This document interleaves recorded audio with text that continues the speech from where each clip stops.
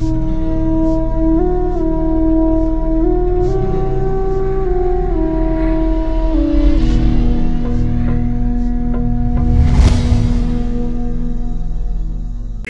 కొరింథీయులకు రాస్తూ సంఘానికి ఏం చెప్తున్నాడంటే, మీకు ఈ విషయాలు తెలుసు, కానీ మీరు వాటిని పాటించడం లేదు అని వారికి చెబుతూ, వారికి తెలిసిన విషయాలనే వారికి జ్ఞాపకం చేస్తూ వారికి ఆత్మీయమైనటువంటి హెచ్చరికలు చేయడం మనం చూడగలం. గమనించండి, మన జీవితంలో తెలిసి పొరపాట్లు చేయడం చాలా సహజం. అందుకే తెలిసిన వాక్యాన్ని, తెలిసిన బైబిల్ని మళ్ళీ మళ్ళీ చదవడం చాలా అవసరం. అందుకే మీరెరుగరా అన్నటువంటి అంశాన్ని గురించి మనం చూసినట్టయితే పలుమార్లు పౌలు ఆ పదాన్ని ఉపయోగించినట్టుగా మనం చూస్తాం. గమనించండి, లోకం యొక్క తీరు లేక మానవ స్వభావం ఏంటంటే, తెలిసిన విషయాలని, తెలిసిన వాక్యాలను పాటించటం మానివేసి తెలియని కొత్త విషయాలను అన్వేషించటం మానవ స్వభావం. ఎఫెసీయులకు ఉన్నటువంటి ఒక ఆశ ఏంటంటే, అది ప్రపంచంలో మనుషులందరికీ ఉన్న ఆశే. వారు ఏదో ఒక కొత్త సంగతి వినాలని, ఏదో ఒక కొత్త వింతను చూడాలని వారి యొక్క ఆరాటం. ఈ లోకంలో మనుష్యుల పరిస్థితి అదే. చాలాసార్లు ఏదో ఒక కొత్త విషయాన్ని వినాలని, కొత్త వింతను చూడాలని అనుకుంటారు. అయితే పౌలు కొరింథీయులకు రాస్తూ ఆయన ఏం చెప్తున్నాడంటే, మీకు ఈ విషయాలు బాగా తెలుసు, ఇవి మీరు ఎరుగుదురు, అయితే కూడా మీరు వాటిని పాటించడం లేదు. కాబట్టి పాటించమని పౌలు వారికి హెచ్చరిక చేస్తున్నాడు. గమనించండి, ఈ లోకం యొక్క సమస్యలు వ్యాపారస్తులకు కానివ్వండి, ఉద్యోగస్తులకు కానివ్వండి, చాలాసార్లు దేవుని సంగతులను మర్చిపోయేటువంటి పరిస్థితి ఉంది. లూకా సువార్త 2వ అధ్యాయం మనం చూసినట్టయితే అక్కడ మరియా యేసేపులు దేవుని సంగతులు మరిచిపోయినటువంటి పరిస్థితి. 48వ వచనం, ఆయన తల్లిదండ్రులు ఆయన్ను చూచి మిక్కిలి ఆశ్చర్యపడిరి. ఆయన తల్లి, కుమారుడా, మమ్మను ఎందుకు ఇలాగు చేసితివి? ఇదిగో నీ తండ్రియు నేనును దుఃఖపడుచు నిన్ను వెదుకుచుంటుమని అతనితో చెప్పగా, ఆయన, మీరేలా నన్ను వెదకుచుంటిరి? నేను నా తండ్రి పనుల మీద ఉండవలనని మీరెరుగరా అని వారితో చెప్పాను. యేసు ప్రభు ఈ లోకంలో ఎందుకు జన్మించాడో మరియకు తెలుసు, యేసు ప్రభువుకు తెలుసు. ఆయన తన ప్రజలను వారి పాపముల నుండి రక్షించును, అందుకొరకే ఆయనకి యేసు అని పేరు పెట్టబడుతుందని ప్రవచనం వారు విన్నారు. ఆయన ద్వారా ఇశ్రాయేలుకు రక్షణ కలుగుతుందని విన్నారు. అయితే కూడా వారు కేవలం మానవులుగా ఆయన కనబడినందుకు చాలా బాధపడ్డారు. వాళ్ళు అంటున్నారు, మేమెంత దుఃఖపడుతున్నాం. ఇక్కడ నా తలంపు ఏంటంటే, నీవు దేవుని చిత్తాన్ని, దేవుని వాక్యాన్ని మర్చిపోతే దుఃఖపడేటువంటి పరిస్థితి, కృంగిపోయేటువంటి పరిస్థితి, డిప్రెషన్లోకి వెళ్ళిపోయేటువంటి పరిస్థితి. యాక్చువల్గా వాళ్ళు అక్కడ ఏం చేయాలంటే, వాళ్ళకి నిజంగా దేవుడు కోరుకునేటువంటి ప్రవర్తన ఏంటంటే, యేసు ప్రభు అంటే ఆయన ఎక్కడికో వెళ్ళాడు, తప్పకుండా తండ్రి పని మీదే వెళ్ళి ఉంటాడు. ఆయన ఏ ఉద్దేశంతో ఈ లోకంలో జన్మించాడో ఆ పని చేయడానికి వెళ్ళి ఉంటాడు అని వారు అనుకోవాలి. అయితే వారు మర్చిపోయి బాధపడినప్పుడు యేసు ప్రభు వారితో అన్నారు, నా తండ్రి పనుల మీద నేను ఉండవలనని మీరు ఎరుగరా. గమనించండి, ఇక్కడ మనం అర్థం చేసుకోవాల్సింది ఏంటంటే, దేవుని వాక్యాన్ని, దేవుని చిత్తాన్ని మనం మర్చిపోతే ఈ లోకంలో చాలా బాధలు పడాల్సి వస్తుంది. మరియకు యేసేపుకు తెలుసు యేసు ప్రభు యొక్క జన్మ ఉద్దేశం, అయితే వాళ్ళు కలవరపడుతున్నారు. గమనించండి, విశ్వాసులుగా మనకు శ్రమలు వస్తే వాక్యం చెబుతుంది, క్రీస్తునందు నీవు విశ్వాసం ఉంచుట మాత్రమే కాదు, కానీ ఆయన పక్షముగా శ్రమ పడుట కూడా నీకు ఇవ్వబడి ఉన్నది. కాబట్టి ఆ వాక్యం మనం జ్ఞాపకం చేసుకుంటే కలవరపడాల్సిన పని లేదు. క్రీస్తు యేసునందు సద్భక్తితో బ్రతుకనుద్దేశించు వారికి ఈ లోకంలో హింస కలుగుతుందని బైబిల్ చెబుతుంది. ఆ వాక్యం మనం జ్ఞాపకం చేసుకుంటే భయపడాల్సిన పని లేదు. గమనించండి, వాక్యం మర్చిపోతే, మనం ఎరిగినటువంటి సత్యాన్ని మర్చిపోతే కలవరపడేటువంటి పరిస్థితి. కొరింథీయులకు రాసిన పత్రిక 3వ అధ్యాయం 16వ వచనం, మీరు దేవుని ఆలయమై ఉన్నారనియు దేవుని ఆత్మ మీలో నివసించుచున్నాడనియు మీరెరుగరా అన్నారు. అంటే కొరింథీయులకు కానీ విశ్వాసులకు కానీ యేసు ప్రభువును నమ్మిన వారందరికీ కూడా తెలిసిన సత్యం ఏంటంటే, మనము ఆయన రక్తము చేత విమోచింపబడి కడుగబడి ఆయన నివాసము చేయుటకు మన హృదయాన్ని ఆయన ఆలయంగా ఎన్నుకున్నాడన్న విషయము తెలుసు. అయితే ఈ విషయము తెలిసినప్పటికి కూడా కొరింథీ సంఘంలో అనేక మంది అనేకమైన బలహీనతలకు, అనేకమైనటువంటి కొందరు పాపాలకు, కొందరు డిప్రెషన్లోకి, కొందరు మరి ఇంకా విశ్వాసం నుంచి వెనుక పడిపోయి ఉన్నారు. అందుకే పౌలు వారికి గుర్తు చేస్తారు, ఇది మీరు ఎరిగిన సత్యం ఏంటంటే పరిశుద్ధాత్మ దేవుడు మీలో నివాసం చేస్తున్నాడు. ఇది మీకు తెలుసు, ఎందుకు మీరు మర్చిపోతారు ఆ విషయాన్ని? మీలో ఉన్నవాడు ఈ లోకంలో ఉన్నవాని కంటే గొప్పవాడు, ఈ విషయం మీకు తెలుసు. మీరు మర్చిపోయి ఎందుకు కంగారు పడతారు? గమనించండి, మనము తెలిసిన సత్యాన్ని ఇంప్లిమెంట్ చేయగలిగితే డిప్రెషన్ మనకు చాలా దూరంగా ఉంటుంది. విశ్వాసంలో నుంచి వెనుకబడే పరిస్థితి మనకు రాదు. ఎప్పుడంటే వాక్యం, ఎరిగిన వాక్యాన్ని మనం పాటించాలి. గమనించండి, ఇక్కడ ఒక ప్రత్యేకమైన విషయాన్ని నేను పోల్చాలని అనుకుంటున్నాను. యాకోబు కూడా సంఘానికి, అంటే చెదిరిపోయినటువంటి 12 సంఘాలకు ఆయన రాసినట్టుగా 1వ అధ్యాయంలో చెప్పబడింది. వీరు చెదిరిపోయారు, యెరూషలేము నుండి పలు ప్రాంతాలకు వెళ్ళిపోయారు. ఈ వెళ్ళిపోయిన పరిస్థితుల్లో కొంతమంది లోకంలో కలిసిపోయారు, లోకస్తుల సహవాసం చేశారు. గమనించండి, సంఘ సహవాసం వదిలిపెడితే లోకస్తుల సహవాసంలోకి మనిషి వెళ్ళిపోతాడు. లోకస్తుల సహవాసంలో ఉన్న వ్యక్తి సంఘంలోనికి రాలేడు. అందుకే సంఘాల్లో మనుషులు పూర్తిగా కనిపించరు, సంఘాలు నిండి ఉండవు. కారణం ఏమిటంటే వీరు బయటికి పోయే ప్రమాదం ఉంది, కానీ లోకస్తులు సంఘంలోకి వచ్చేటువంటి పరిస్థితి లేదు. ఎందుకంటే నీవు బలంగా ఆత్మీయంగా ఉంటే నీవు లోకంలోనికి వెళ్ళి ఒక మనిషిని సంఘానికి తీసుకొని రాగలవు. నువ్వు దేవుని వాక్యాన్ని మరిచిపోతే నీవే లోకంలో కలిసిపోయే ప్రమాదం ఉంది. కాబట్టి ఇక్కడ చెదిరిపోయినటువంటి 12 గోత్రాలకు యాకోబు రాస్తూ ఆయన 4వ అధ్యాయంలో అంటున్నాడు, వీరు చెదిరిపోయారు, లోకంతో సహవాసం చేశారు, లోకంతో వారి హృదయాన్ని నింపుకున్నారు, లోకాన్ని సంఘంలోనికి రప్పించారు, లోకాన్ని వారి ఇంటిలో మరి అలంకరించుకున్నారు. అందుకే యాకోబు చాలా వేదనతో అంటున్నాడు, 4వ అధ్యాయం 4వ వచనం యాకోబు పత్రికలో, వ్యభిచారులారా, ఈ లోక స్నేహము దేవునితో వైరమని మీరెరుగరా. యాకోబు వారితో అంటున్నాడు, ఈ లోక స్నేహం దేవునితో వైరమని మీరు ఎరుగరా, మీకు తెలుసు.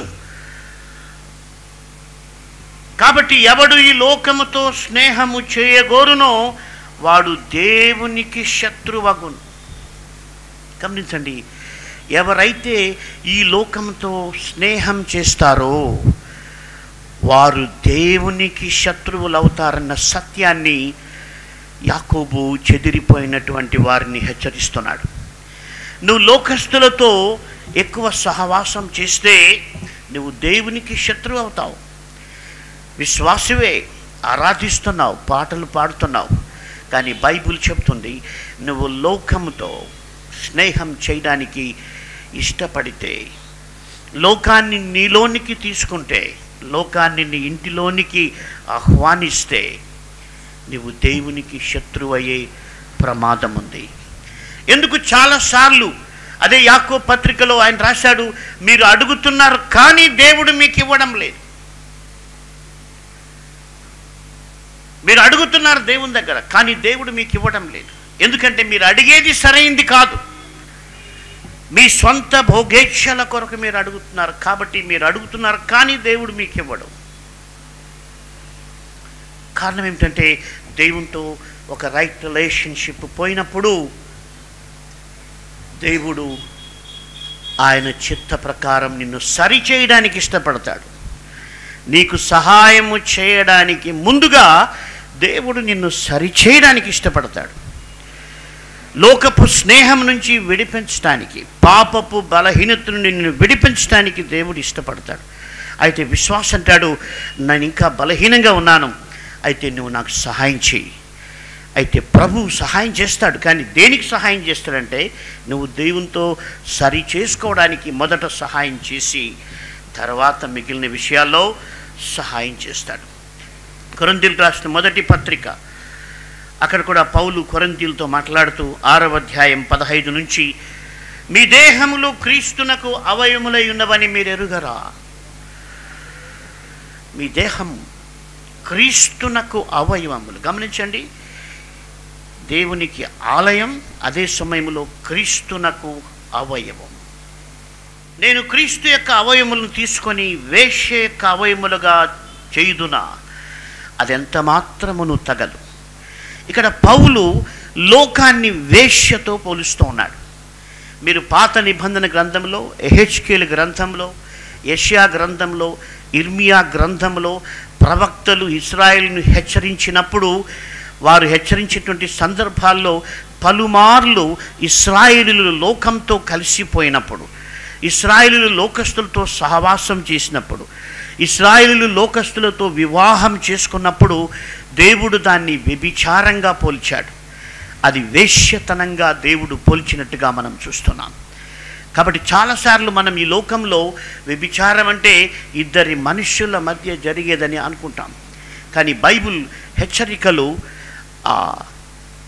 ఆత్మ సంబంధంగా ఏం చెబుతుందంటే ఖచ్చితంగా వ్యభిచారం నిషేధించబడింది. అయితే అంతకంటే ఎక్కువగా ఆత్మ సంబంధమైన వ్యభిచారం చాలా ఖండించబడుతుంది.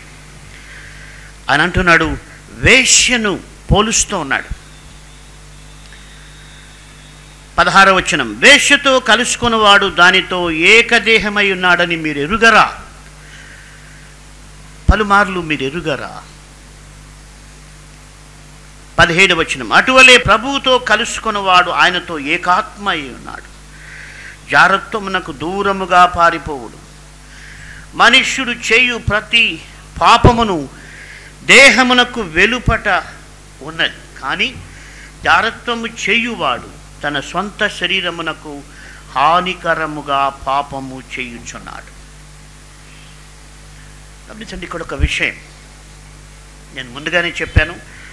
ఇక్కడ జారత్వము, వ్యభిచారం అంటే విశ్వాసి లోకస్తులతో సహవాసం చేయడం, లోకపు అలవాట్లను ఎంచుకోవటం. ఇక్కడ ఫిజికల్గా కూడా పౌలు మాట్లాడితే ఏమంటున్నాడంటే, ఈలాగు జీవించిన వారు ఏం చేసుకుంటున్నారంటే వారి సొంత శరీరానికి హానికరముగా పాపము చేయుచున్నాడు. కాబట్టి ఒక విశ్వాసి, ఇది ఫిజికల్గా మనం తీసుకున్నట్టయితే, ఒక వ్యక్తి జారత్వం చేసిన వ్యక్తి ఫిజికల్గా తన శరీరానికి హాని చేసుకుంటున్నాడు. అదేవిధంగా ఆత్మ సంబంధంగా లోకస్తులతో కలిసిపోయి ఒక వ్యక్తి మరి చేసినట్టయితే ఆత్మ సంబంధమైనటువంటి హాని తనకు తానే చేసుకుంటూ ఉన్నాడు. కాబట్టి ఈ యొక్క లోకముతో మనం రాజీ పడడం కానీ లోక స్నేహం చేయడం కానీ చాలా గట్టిగా ఖండించబడుతుంది.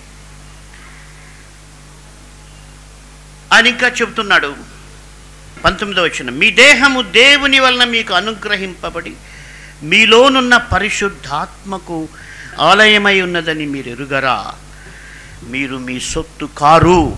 దేవుని వాక్యం ఏం చెప్తుందంటే మీరు మీ సొత్తు కారు. అంటే మన ఇష్టానుసారంగా మనం జీవించడానికి బైబిల్ ఒప్పుకోదు. ఒక లోకస్తుడు చెప్పచ్చు, ఇది నా ఇష్టం, నాకు ఇష్టమైంది, లేకపోతే ఇది నా డెసిషన్ అని లోకస్తుడు చెప్పచ్చు. కానీ విశ్వాసిగా నువ్వు చెప్పడానికి లేదు. నీ ఇష్ట ప్రకారం కాదు నువ్వు జీవించడానికి విశ్వాసిగా అయింది. అసలు మారు మనస్సు అంటే ఏంటంటే నీ ఇష్ట ప్రకారం జీవించకుండా క్రీస్తుకు ఇష్ట ప్రకారంగా జీవించాలని తీర్మానం చేసుకోవడమే మారు మనస్సులో ఒక భాగం. మీరు మీ సొత్తు కారు, మీరు మీ సొత్తు కారు. కాబట్టి చాలా జాగ్రత్తగా మనం బ్రతకాలి. కాబట్టి బైబిల్ ఏం చెప్తుందంటే నీ జీవితం, నీ ఎడ్యుకేషన్, నీ ఉద్యోగం, నీ వ్యాపారం, నీ కుటుంబం నీది కాదు, దేవుని సొత్తు. కాబట్టి నీ ఇష్టానుసారంగా నువ్వు ఉపయోగించడానికి లేదు. తర్వాత అంటున్నాడు 20వ వచనం, విలువ పెట్టి కొనబడిన వారు గనుక మీ దేహముతో దేవుని మహిమపరచుడి. కాబట్టి మీరు మీ సొత్తు కాదు. ఎందుకంటే యేసు ప్రభు కొనేశాడు మనల్ని, తన పరిశుద్ధ రక్తమిచ్చి మనల్ని కొన్నాడు. మన సొత్తు కాదు. ఎందుకంటే మనము మన పాపముల చేత అపరాధముల చేత చచ్చిన స్థితిలో ఉన్నప్పుడు, అపవాది యొక్క అధికారం కింద ఉన్నప్పుడు, ఒక రకంగా అపవాదికి బానిసలుగా ఉన్నప్పుడు క్రీస్తు తన స్వరక్తం ఇచ్చి మనల్ని విడిపించాడు, ఆయన సొత్తుగా చేసుకున్నాడు. కాబట్టి మనము ఆయనకిష్టంగా జీవించాలని పౌలు చెబుతూ ఉన్నాడు. రోమీయులకు రాసిన పత్రిక 6వ అధ్యాయం 16వ వచనం, లోబడుటకు దేనికి మిమ్మును మీరు దాసులుగా అప్పగించుకొందురో అది చావు నిమిత్తముగా పాపమునకే గాని నీతి నిమిత్తముగా విధేయతకే గాని దేనికి మీరు లోబడుదురో దానికే దాసులగుదురని మీరెరుగరా.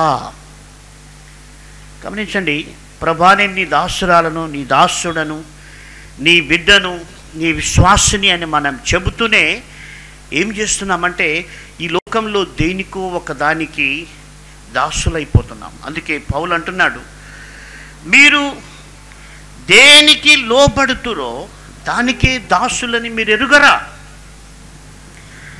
అదే విషయాన్ని పేతురు 2వ పత్రికలో రాస్తూ 2వ అధ్యాయం 19వ వచనంలో ఆయన అంటున్నాడు, మరింత తేటగా చెప్తున్నాడు, ఒకడు దేని చేత జయింపబడునో దానికి దాసుడగును గదా. లోకము చేత నువ్వు జయింపబడితే, లోక వ్యసనాలకు నీవు లోబడితే, నువ్వు క్రీస్తు దాసుడని చెప్పుకున్నా, నువ్వు దేని చేత జయించబడ్డావో దానికే నువ్వు బానిసవని బైబిల్ చెబుతుంది. గమనించండి, ఇక్కడ ముఖ్యమైన విషయం ఏంటంటే మనము దేవుని సంబంధులం అని మనం ఎరుగుదుము. లోక స్నేహము దేవునితో వైరమని కూడా మనం ఎరుగుదుము.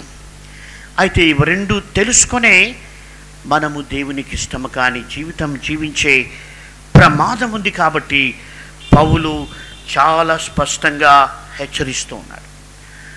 గమనించండి, దేవుని యొక్క వాక్యం ఏం చెప్తుందంటే కొంచెము లోకాన్ని కూడా దేవుని వాక్యం యాక్సెప్ట్ చేయదు. కొరింథీయులకు రాసిన మొదటి పత్రిక 5వ అధ్యాయం 6వ వచనంలో ఇలాగ రాయబడింది, మీరు అతిశయపడుట మంచిది కాదు. పులిసిన పిండి కొంచెమైనను ముద్దంతయు పులియ చేయును కదా. కాబట్టి కొంచెము లోకము మనలోకి వచ్చినట్టయితే, కొంచెము పాపము మనలోకి వచ్చినట్టయితే మన ఆత్మీయ జీవితం అంతా కూడా భ్రష్టు పట్టుపోతుందని పౌలు హెచ్చరిస్తున్నాడు. కాబట్టి లోకం మనలోనికి వచ్చే ప్రమాదం ఉంది. గెహజీ అనుకున్నాడు తాను దేవుని బిడ్డని. ప్రవక్త దగ్గర ఆయన దాసుడిగా ఉన్నాడు. ఆయన వాస్తవంగా యెహోవాను నమ్మిన వ్యక్తి.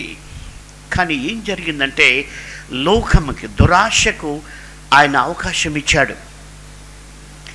ఆ యొక్క నయమాను తెచ్చినటువంటి వాటిని, దేవుడు వద్దన్న వాటిని, ప్రవక్త నిషేధించిన వాటిని కావాలనుకొని దాని వెంట పరిగెత్తాడు.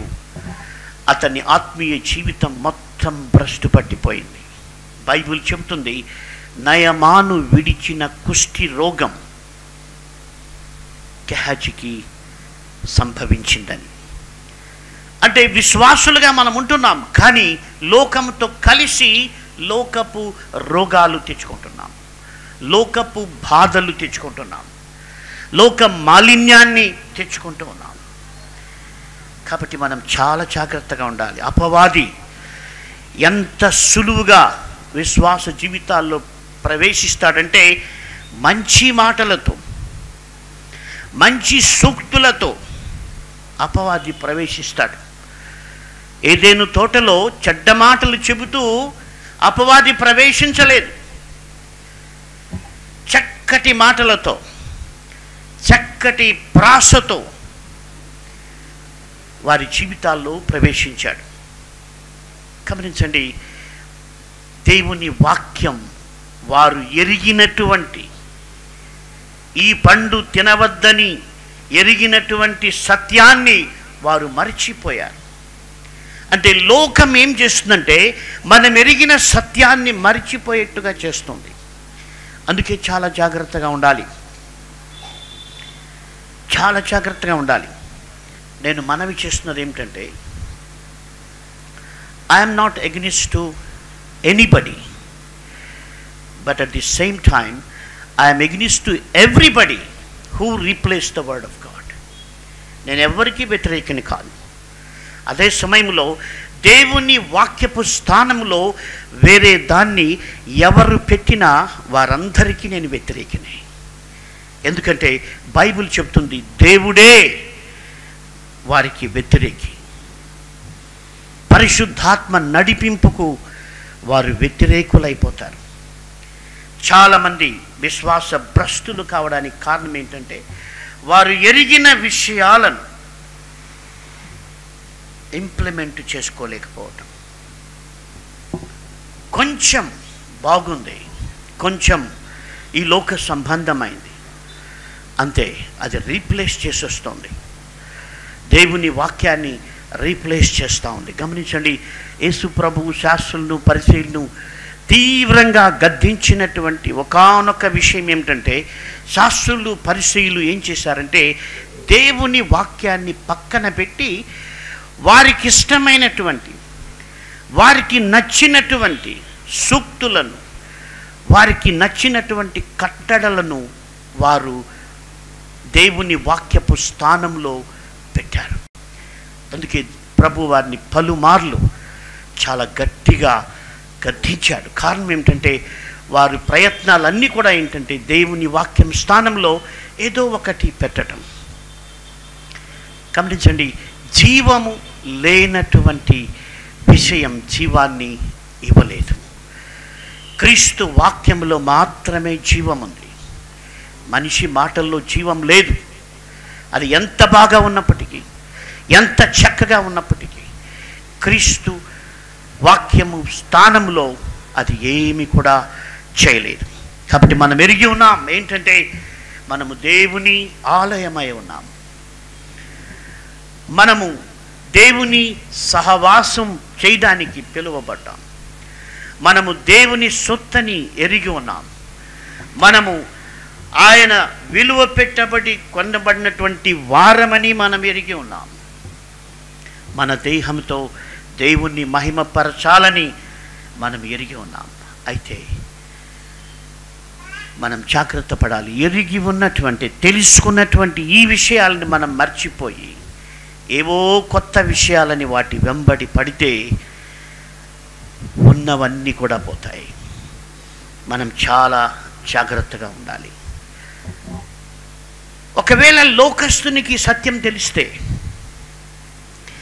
క్రీస్తు మాటలో జీవముంది, పరిశుద్ధ గ్రంథమైన బైబుల్ చెప్పిన ప్రతి మాట చేత మనిషి జీవిస్తాడని లోకస్తులు తెలుసుకుంటే, నేను అనుకుంటున్నాను వారు ఎప్పటికీ వేరే సూక్తులు ఫార్వర్డ్ చేయరు, కేవలం దేవుని వాక్యం మాత్రమే ఫార్వర్డ్ చేస్తారు. హల్లెలూయా! ఎందుకంటే దేవుని వాక్యం సత్యం.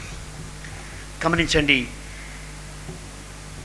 పరిశుద్ధ గ్రంథంలో చాలామంది భక్తులు లోకంతో స్నేహం చేశారు. యెహోషాపాతు మంచి భక్తుడు, కానీ అహాబుతో వియ్యం పొందాడు. ఒకరోజు ఆయన్ని భోజనానికి పిలిచాడు, మాట్లాడుకున్నారు. దేవుని చిత్తము కాదని తెలిసిన యెహోషాపాతు అహాబుతో పాటు యుద్ధానికి వెళ్ళాడు. గమనించండి, సమస్య అదే. మనం లోకపు సూక్తులపైన ఆధారపడితే దేవుని వాక్యం మర్చిపోతాం. దేవుని వాక్యం మర్చిపోతాం. గమనించండి, ఈ లోకంలో తల్లిదండ్రులను హింసించే వారికి కూడా తెలుసు ఏమని, తల్లిదండ్రుల్ని గౌరవించాలని కదా. ఆ గజల్ కానివ్వండి, ఆ సూక్తి కానివ్వండి, వినడానికి చాలా బాగుంది, కానీ దానికి మనిషిని సరిచేసే శక్తి లేదు. అయితే అదే బైబిల్ గ్రంథంలో ఒక చిన్న మాట, నీ తండ్రిని నీ తల్లిని సన్మానింపుము. ఇది వాగ్దానములతో కూడినటువంటి మొట్టమొదటి ఆజ్ఞ. ఇది నువ్వు పాటిస్తే భూమి మీద నువ్వు దీర్ఘాయుష్మంతుడవుతావు. ఈ మాట మనిషి జీవితాన్ని ఆలోచింపజేస్తుంది. కాబట్టి వాక్యం రీప్లేస్ చేయొద్దు. వాక్యం సత్యం. భక్తుడన్నాడు, నీ వాక్యము ఆకాశమందు నిత్యము నిలకడగా ఉన్నది. మిగిలినవన్నీ కూడా పోతాయి. మనుషులు ఎలాగ సూక్తులు పెట్టుకున్నారంటే, అయ్యా మీరు మా ఇంటికి వస్తే అదే 10,000 అనేవాళ్ళు. ఇప్పుడు ఆ సూక్తి ఎవరన్నా చెప్తారా? నువ్వు మా ఇంటికి వస్తే 10,000 అంటే నేను అంతా దిగజారిపోయిన బతుకారా నాదని కొడతారు కూడా. అంటే దానికి విలువ పోయింది. కాబట్టి కాలగర్భంలో సూక్తులు కలిసిపోతాయి. అయితే నిరంతరము నిలిచేది దేవుని వాక్యమే. కాబట్టి ఈ వాక్యాన్ని ఆనుకొని యేసు ప్రభు నువ్వు రక్షకునిగా మనము కలిగి ఉండి ఆయన మాటలు ఆధారం చేసుకుంటే మన జీవితం ఆయన నడిపించగలడు. ఆయన అద్భుతంగా మనల్ని నిలపగలడు. ఆయన మనల్ని బలపరచగలడు. ప్రతి పరిస్థితిలో కూడా ముందుకు సాగడానికి దేవుని వాక్యం సహాయం చేస్తుంది. ప్రార్థన చేసుకుందాం. దయగల ప్రభువా, మిమ్మల్ని స్తుతిస్తూ ఉన్నాం. అవును తండ్రి, మీరు ఎరుగరా అని పౌలు కొరింథీయులకు రాసి ఉన్నాడు. వారికి తెలుసు వారి దేహం దేవాలయం అని. వారికి తెలుసు వారు వారి సొత్తు కాదని. వారికి తెలుసు వారు విలువ పెట్టి కొనబడ్డారని. వారికి తెలుసు 12 గోత్రముల వారికి తెలుసు ఈ లోక స్నేహము దేవునితో వైరమని. పులిసిన పిండి ముద్ద ఎంతయు పులియ చేయునని అందరికీ తెలుసు ప్రభువా. అయితే చాలాసార్లు మేము తెలుసుకున్నటువంటి విషయాలను మర్చిపోయి ఈ లోకమును మా ప్రభువా మేము స్నేహించి మా ఆత్మీయతను పోగొట్టుకుంటూ ఉన్నాం. మీడియా పైన ఆధారపడి మీ వాక్యాన్ని మర్చిపోతున్నాం. మమ్మల్ని క్షమించండి. మీ వాక్యాన్ని ప్రపంచంలో ఏది కూడా రీప్లేస్ చేయలేదు. కాబట్టి ఈ సత్యం మీ బిడ్డలు గ్రహించి మా ప్రభువా మీ వాక్యమును ఆధారం చేసుకొని జీవించుటకు, మీ వాక్యమును మాత్రమే హెచ్చించుటకు, మీ వాక్యమును మాత్రమే పంచుకొనుటకు, మీ వాక్యము చేత మాత్రమే సరిచేయబడుటకు మీ మహాకృప మీ ప్రజలందరిపై ఉంచుమని యేసు సర్వశక్తిగల నామమున ప్రార్థిస్తున్నాము తండ్రి. ఆమేన్. The Bible Foundation, 6-8-767 SJ Nagar, Tirupati 517507. Our phone number 94400 46393. Our email thebiblefoundation@gmail.com. Our website www.thebiblefoundation.com.